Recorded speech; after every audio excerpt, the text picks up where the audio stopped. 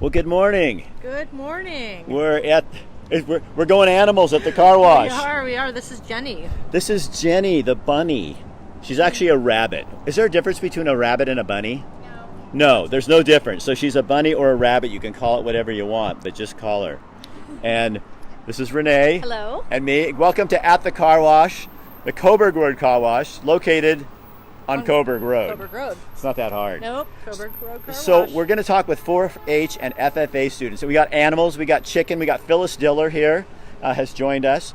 She has a different name, but it is Phyllis Diller. She's just come back as a chicken, which I think is quite appropriate. But we are actually going to do something special today. What are we going to give away? Well, if you come in and mention that you saw this or mention Rick Dancer, we are going to give you the ceramic DuraGuard, which is normally a $4 add-on, with your wash today. And it's a little cloudy right now, but as we tell you, it's never a bad day for a car wash.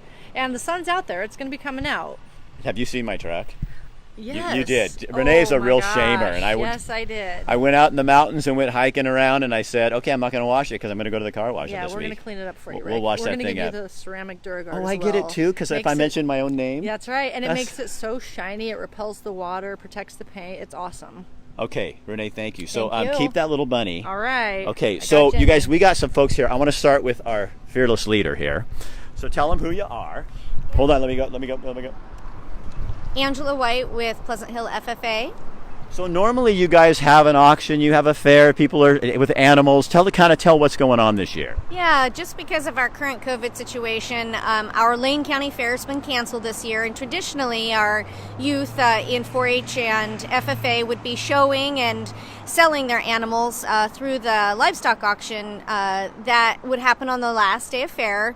Well, that also has been canceled this year. So we have actually designed a program, collaborative efforts through 4-H, FFA, and the Lane County Livestock Auction to create a website, laneyouthranchers.com, which helps students connect to buyers that are interested in buying their animals this year, and also ways to give to a new co-op fund that we established to help offset any low sales of animals, and this website would be able to connect you with potential leaders that can get you names of students that still have animals for sale. And it's also a way that you can give to the co-op fund that will be distributed amongst our FFA and 4-H members. Because this is a huge deal because my kids did 4-H, and this is a huge deal because this is how they make their money. That's right, yes. Lots of students have hundreds and if not $1,000 or more dollars invested in these projects, which they started about a year ago, and not foreseeing this situation, they continued business as usual, feeding and caring for these animals, continued to incur expenses, and so this is the way that they recoup these costs and also build a nest egg or a savings account for next year's projects, as well as other things that they are working to buy for their future.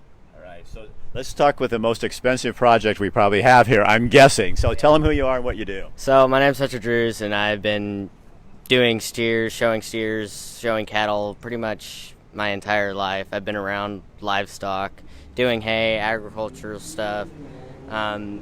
It's just... So how much do you have tied into this project? Do you because you have to keep... Yeah. So I originally bought the steer for $2,700. And a grain can vary depending on what you got.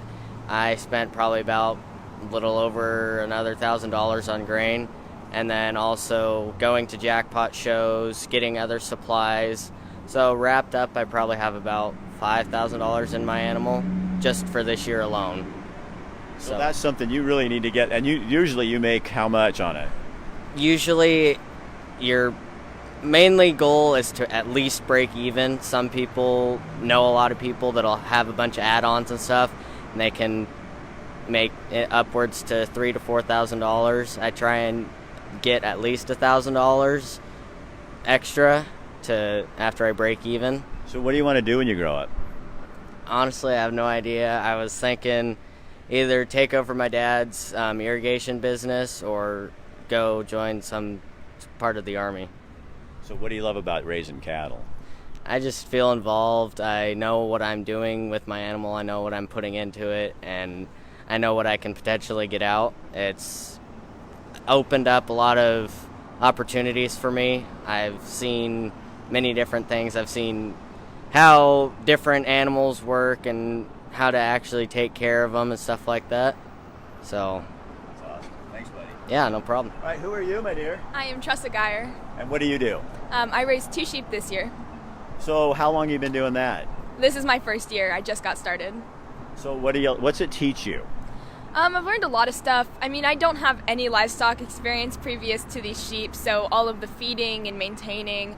I also learned how to write a buyer letter and keep an expense report, which is really important.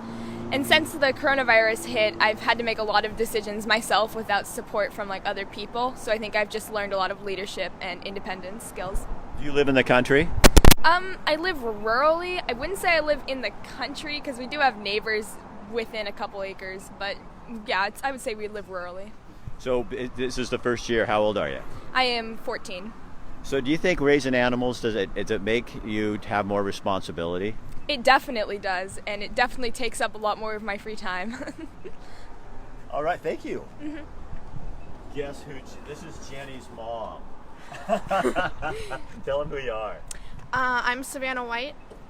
So what you raise rabbits. Mm-hmm. So what do these usually go for? What is it in terms of who are people buying them for pets and for meat? Yeah, you can buy them for pets or for meat. These are meat rabbits. They're satins. And last year was my first year doing a pen of 3 market rabbits. And usually they'll go for about $800 for a pen of 3 in like the auction. Because people are helping you. Yeah. And that's what may be hard to get this year, right? Yeah, definitely. That make you nervous?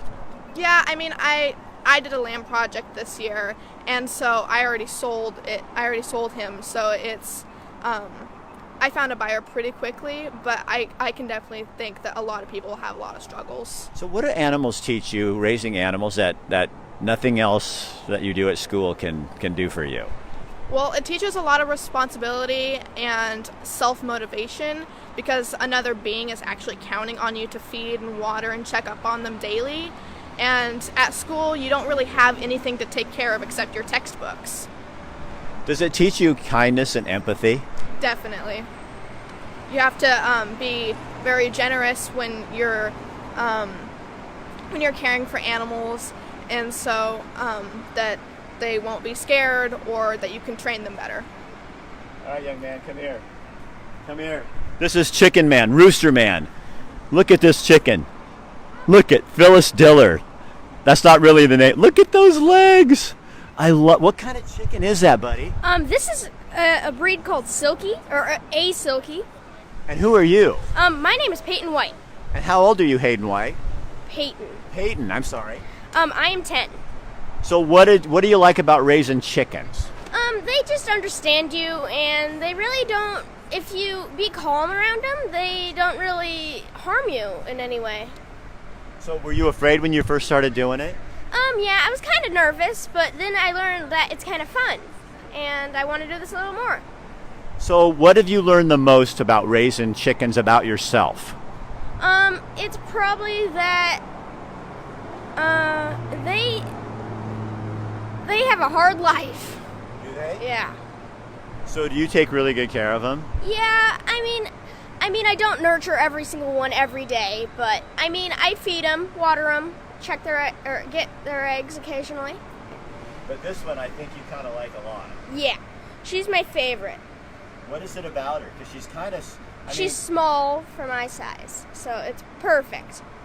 She's kind of funny looking. Yeah, and she's fluffy, and I really like soft stuff. Oh my God, you are like the coolest little kid. Oh, yeah. I want to keep asking you lots of questions. What do you want to be when you grow up? I kind of want to be a geologist. Are you like super smart? Yeah, I get 4s in math for just every time. So you really, but does this kind of, are you like a smart kid and this kind of helps you, it makes you well-rounded? Yeah. How so? So in class occasionally we learn about animals and how they kind of work and live. And does that help you do your job better? It helps me. Thanks, you're awesome. Okay, come over, Reggie. So I think in a nutshell, those kids kind of tell what's really going on here. Absolutely. I mean, in a world where we're talking about, we need empathy and kindness, and kind of talk a little bit about that, because I think this show, that's what, you have to be that way with animals.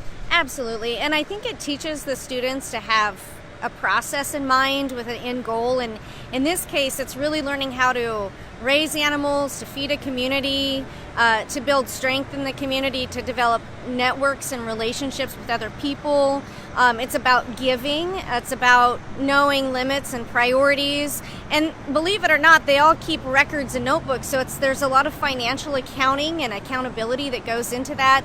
They learn about savings and investments. And both programs, our FFA and our 4-H, do an amazing job of having meetings and clubs regularly where we focus on community service and really uniting education with a greater purpose. And these kids love what they do. It takes a lot of time, it takes money, it takes effort.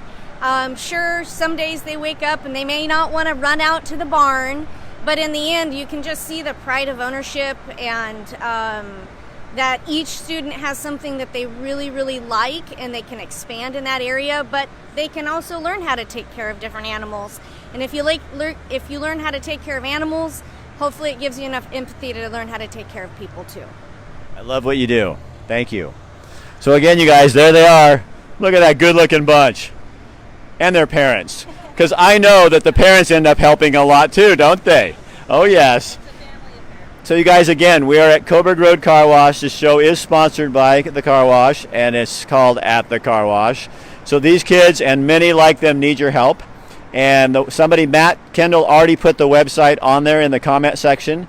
So you can click on there and go on. And if you're looking for rabbit meat or a rabbit pet, or if you're looking for a chicken or steer, nothing looks better in the freezer than a steer, at least not to me. Lamb.